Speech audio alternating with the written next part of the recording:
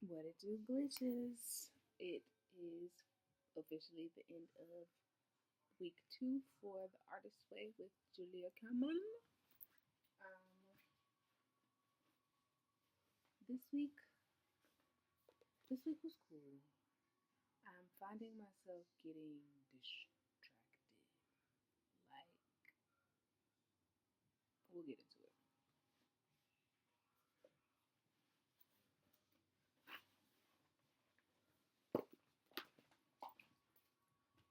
So, my pictures are all junky. Okay, so week 2 was recovering a sense of identity. And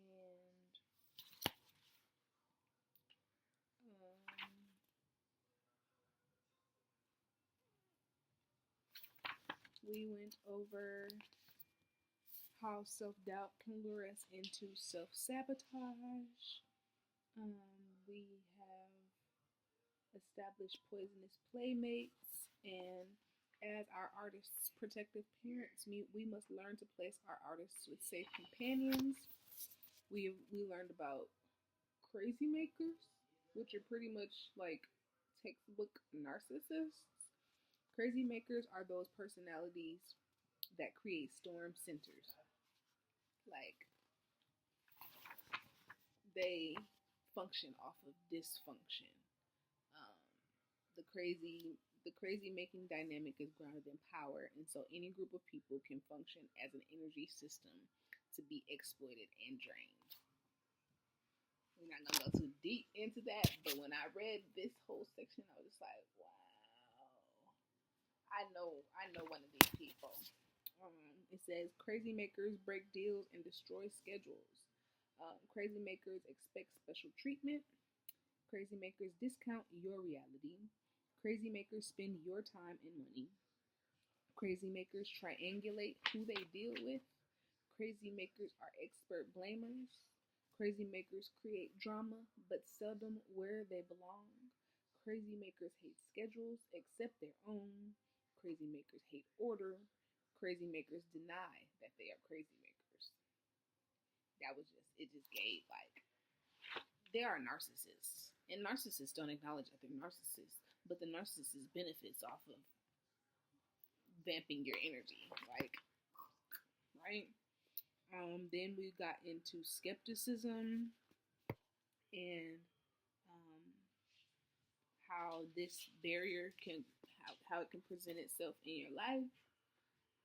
We talked about secret doubt and the attention and how a creative block can manifest itself into an addiction to a fantasy. So, like, you can want something so badly that you create an illusion that is almost unattainable. Like, you're addicted to the idea of the thing, but you don't do the thing because you doubt that you can do the thing. If that makes sense. So that was that. Um,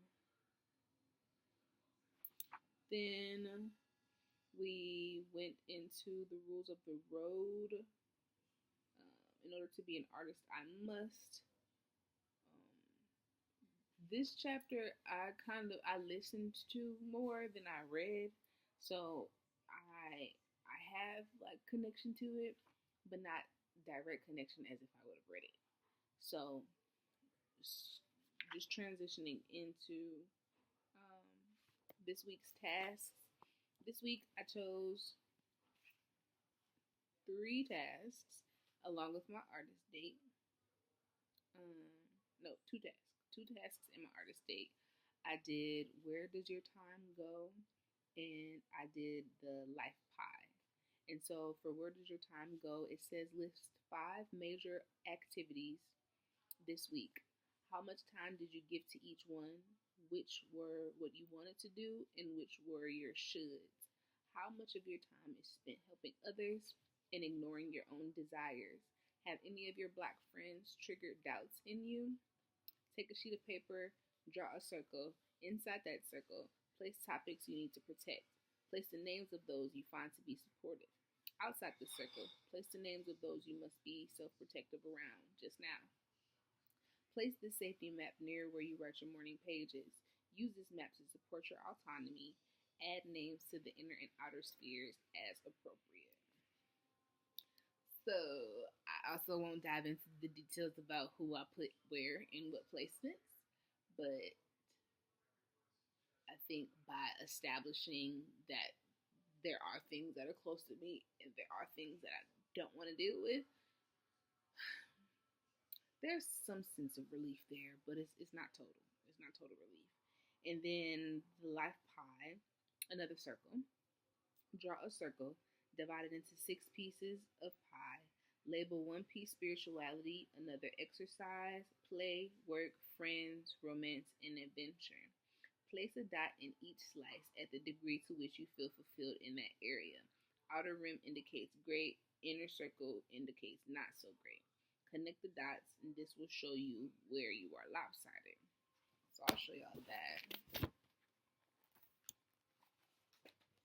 My pages got all folded up. I hate that, but whatever.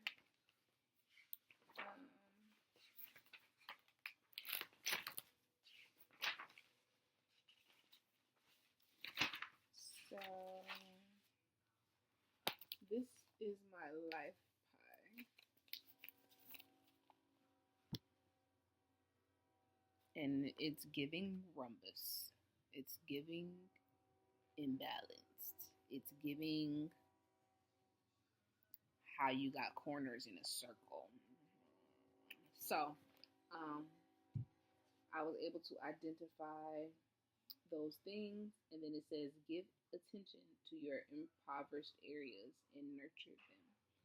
So I identified that romance and adventure, friends, and exercise and health were areas that I needed to improve on. This week for my artist date, let me just check the recap because I realize that I get ahead of myself when I do my check-ins.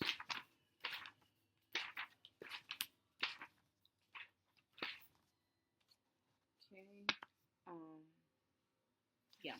Okay, so we'll just go through the check-in as it is in the book. How many morning pages did you do this week? We're hoping 7, remember.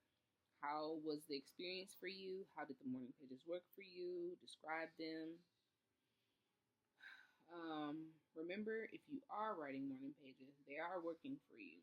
What were you surprised to find yourself writing about? Answer this question in full on your check-in page. This will be a weekly self-scan of your moods, not your progress. Don't worry if your pages are whiny and trite. Sometimes that's the very best thing for you. So, I did 5 out of 7 pages this week.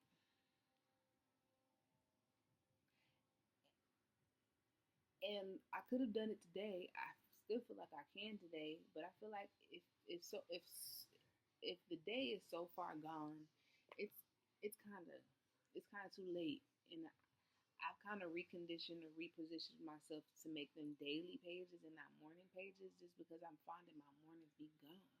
Like I be resting, and then once I'm up, my day starts, and I know I need to be more intentional about that. I wrote that in one of my entries this week about how I don't allow morning pages to be the intentional ritual that they're set to be.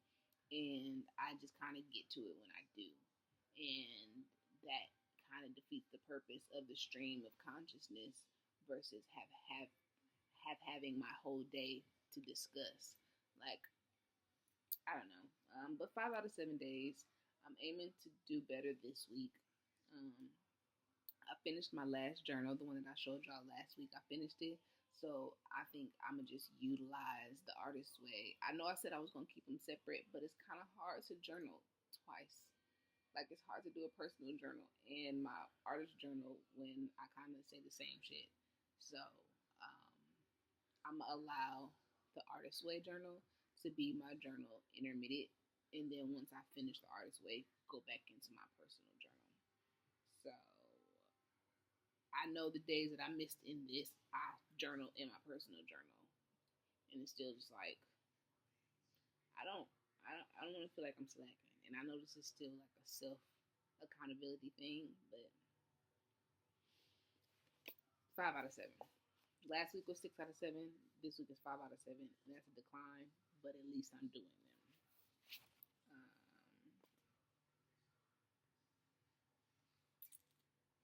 did you go on your artist date this week? Yes. Remember that artist dates are necessary frivolity. What did you do and how did it feel? So, guys, last week I told y'all I went to the Puppetry Arts Museum. This week I went to the Planetarium. So, like the Puppet Museum, I haven't been here since I was a kid. I haven't come to the Planetarium since someone else could purchase my tickets. And now that I'm an adult with adult money, I went to the Planetarium. And here's one picture, which is the entrance. And it just says Fernbank Science Center. And then this one is it's dark, but it's inside the planetarium, and it's a picture of a galaxy. And then this one is right inside the front door, and it's a skull of a T-Rex. I was able to see inside the planetarium. They did the history of dinosaurs, and so we're introduced to this little girl who is working on a school project, and she's like, dinosaurs don't exist anymore, and she has this like, I don't know, the narrator or whoever is speaking outside of the frame tells her that we have more access to dinosaurs than we think we do, and how chickens are descendants from dinosaurs, and how essentially birds, period, are descendants from dinosaurs. It talked about the evolution of dinosaurs and how, based on their location, contributed to how they adapted to that space, or what their bodies produced to survive the climate or the atmosphere, and how that altered based on the geography of said dinosaurs. I took notes.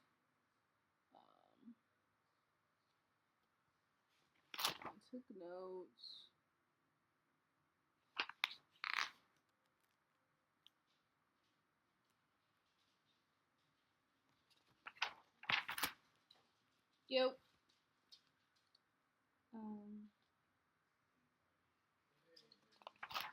Oh, I'm looking like, why can't I find the rest of it?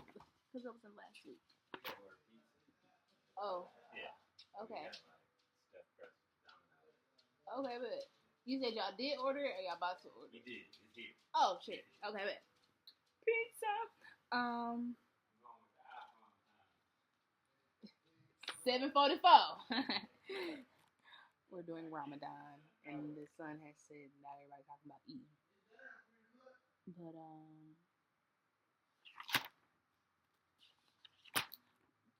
regardless. Oh, it talked about Pangea. I found the doggone news. And how I want a projector, and I want to project those same images that the planetarium had in rotation. Like, it just felt so immersive, and I want that for myself. So it was the story of dinosaurs and the adaptation. And story of dinosaurs is that of adaptation and survival. And so the whole like short film, it was like 30 minutes, but the whole short film goes through how there was one continent called Pangea, and there was one sea called Panthalasia. I don't know how to spell it, but that's basically Pantalasia. Pantalasia. I don't know. So there was one continent and one sea. They said there were at least 5 great mass extinctions in history. Pangea split into 2 masses before it split into the continents that we know today. And the Yucatan crater is there's a crater in the Yucatan Peninsula, which is evident of a mass extinction. Further